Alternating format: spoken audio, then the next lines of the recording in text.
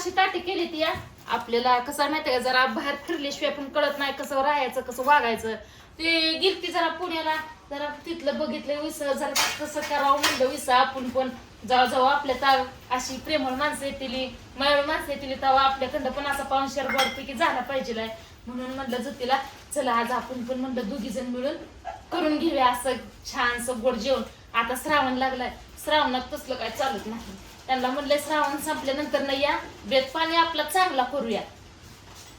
तर आता घेते मी ताटातून मग तिकडे ताटत तिकडे. मित्रांनो बघा आज आपल्याला कोण आलाय.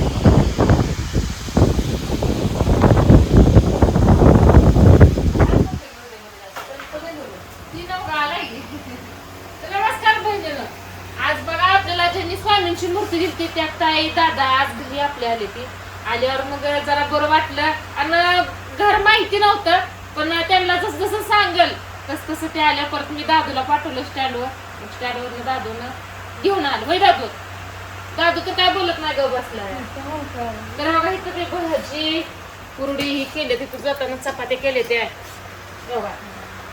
इथं वांगीची भाजी केली, इथं आपला साधा भात शिजवलाय. काय म्हणायचं त्याला राईस ह्यांच्या भाषेत राईस शिजवलं.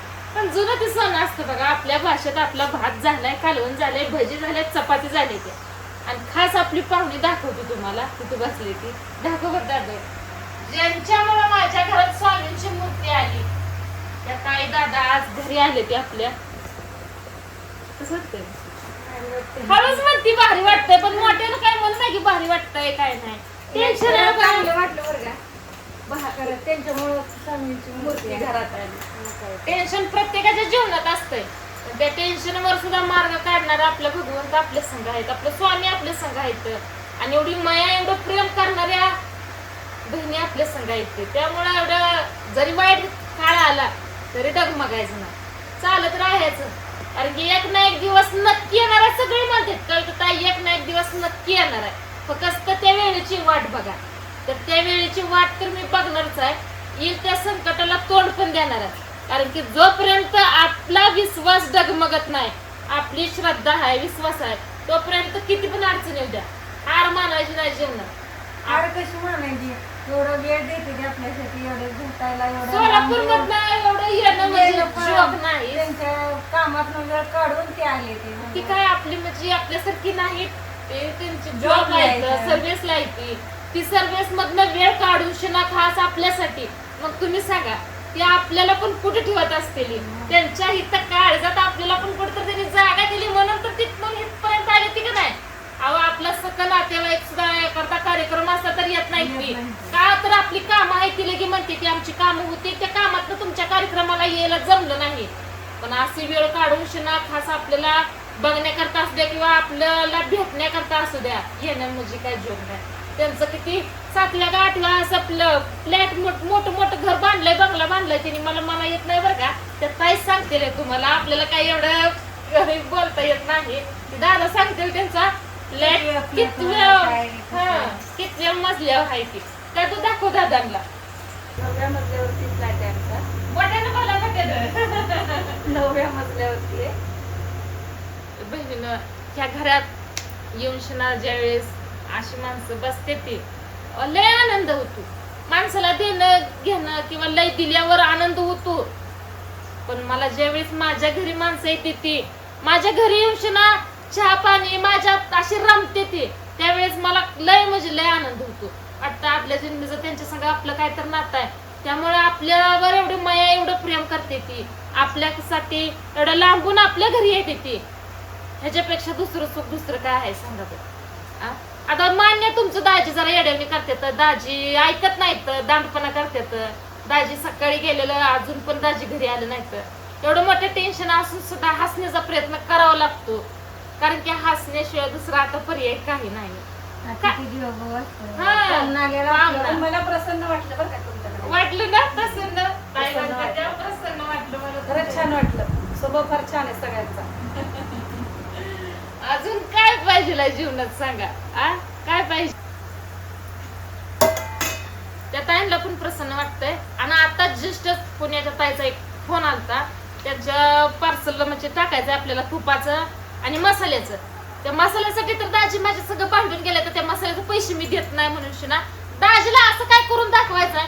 दाजीनं स्वप्नात सुद्धा विचार केला नसेल असं दाजीला दाखवून द्यायचं. दाजींनी किती पण धिंगाणा करू द्या, किती पण खेळ करू द्या, कुठं पण जाऊ द्या, काय जिथं जातीला तिथनं हुडकून आणीन मी, काय करायचं ती करू द्या. पण मला काय म्हणायचं माहितीये का, दाजीला कळायला पाहिजे तुमच्या. पण काय करायचं, दांडपणा करतात होय स्वतः तर सायलेंट झाली वा, उद्या माहेरला जायचे आनंदात आहे, त्यामुळे कुणाला बोलायला पण तिला बोलू वाटना का, तर उद्या माहेर अहो भाऊजी राम राम असं का करते तर म्हणून विचार करते. म्हणजे ती चुका हुडकून काढते ना माझ्या फिजा, गप राहून राहून. हा? तसं नाही काय नाही का, नाही बघ माझी चूक काढची अजून. तसं काय ना, माझी नाही चूक काढणार ती, कवा आतापर्यंत काढली नाही म्हणल्यावर इथून पुढे तर कशाला काढते माझी चूक. कारण की तिच्याशिवाय मला कोण नाही, माझ्याशिवाय तिला कोण नाही. तिला पण माहिती आहे, मला पण माहिती. पण त्यातनं पण चुकारपणा दांडपणा असतोच. ती कुठं जाणार आहे, मी जात नसतो ती. आणि कसं आहे माहितीये का, धाकटीत जाऊ दांड पाहिजेलच. जेव्हा धाकटीत जाऊ दांड असते रगीपणा करते. हक्क आहे अगं, आम्ही कुणावर हक्क गाजवायचा. मी गाजवते तुमच्यावर, तू गाजवते माझ्यावर, हेमिंग गाजवते तर माझ्यावर. अगं मी कुणावर हक्क गाजवायचा. भात उतू आला सांगायचं असं खुनवती मला.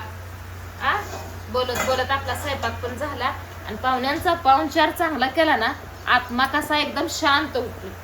त्यामुळे जे काय डोक्यात टकुऱ्यात आहे ते 1-2-3 तास बगलेला काढून ठेवायचं आणि आपल्या कामाला झोपी घालायची. बहिणीनच चला आता त्यांना जेवाय वाटते. तर बघा अशी ताटी केली ती. आपल्याला कसं माहितीये का, जरा बाहेर फिरल्याशिवाय पण कळत नाही कसं राहायचं, कसं वागायचं. ते गेलती जरा पुण्याला, जरा तिथलं बघितलं विस, जरा कसं करावं म्हणलं विस. आपण पण जेव्हा आपल्या अशी प्रेमळ माणसं येतील, मायाळू माणसं येतील, तेव्हा आपल्याकडं पण असा पाहुणचार वाढते की झाला पाहिजे. म्हणून म्हणलं ज्योतीला चला आज आपण पण म्हणलं 2 जण मिळून करून घेऊया असं छानसं गोड जेवण. आता श्रावण लागलाय, श्रावणात तसलं काय चालत नाही. त्यांना म्हणलं श्रावण संपल्यानंतर नाही या बेत पाणी आपला चांगला करूया. तर आता घेते मी ताटातून, मग गोळा तिकडे ताटात तिकडे.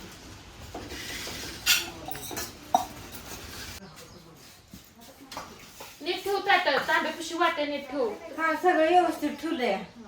बघ जुळलंय का, जुळे जुळे झालंय कधी जुळायचं आपल्याला. जुळलंय मस्त शिकायचं जरा बघून. पंख लाव. शिकल्याशिवाय वरच दाब भांगत तसं. शिकल्याशिवाय कवा यायचं. माणूस म्हणतं की आईच्या पोटातनं शिकून येतं का, आईच्या पोटातनं तुमचं शिकून येत नाही. तर ती कप घेकडं चहा करायचं म्हणलं होतं म्हणून कप काढलं बाहेर, पण चहा केलाच नाही. दादूला जाऊन आणली थम्सअपची बाटली. कपात काय चहा प्यायचं राहूनच गेलं, एका कपात चहा प्यायचं राहूनच गेलं, एका कपात चहा प्यायचं. पण आता करणार आहे, आता कवा तर आपली म्हैशी येली. इकडं कसं हसू येतं त्या म्हैशी येली. कॉपीच करून पाहिजे. म्हैस येली, आता दूध घटमट दूध चहा करायचा आणि प्यायचं दादूवर. क्वालिटीचा चहा पाहिजे. बोलव की त्या मामाला, ए मागं ताटायची